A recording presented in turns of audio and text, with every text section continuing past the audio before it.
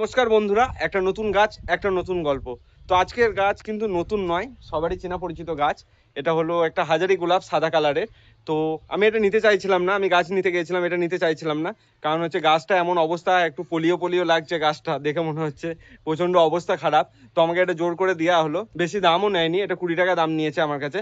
তো এটা হচ্ছে হাজারি গোলাপ, অনেকগুলো করে ফুল আসবে বললো, আর এটাও বলেছে যদি গাছটা মরে যায় নাকি টাকাটা ফেরত দিয়ে দেবে, এটাও বলেছে আমাকে সাথে সাথে।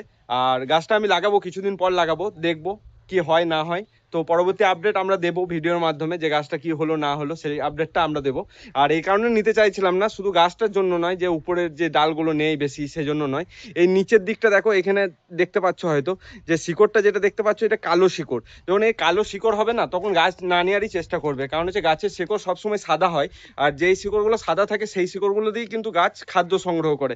এরকম যদি কালো শিকড় থাকে, সেটা কিন্তু গাছটা খাদ্য সংগ্রহ করতে পারবে না, কিছুদিনের মধ্যে গাছের শিকড়গুলো মরে যাবে। তো তোমরাও চেষ্টা করবে যখন গাছ কিনবে, সাদা শিকড় দেখে গাছ নেওয়ার চেষ্টা করবে। আর আমাদের ভিডিও কেমন লাগছে অতি অবশ্যই জানাবে। আর যদি ভিডিওটা ভালো লেগে থাকে একটা কমেন্ট করে যাবে অতি অবশ্যই। আর চ্যানেলে প্রথম হলে সাবস্ক্রাইব করতে ভুলবে না।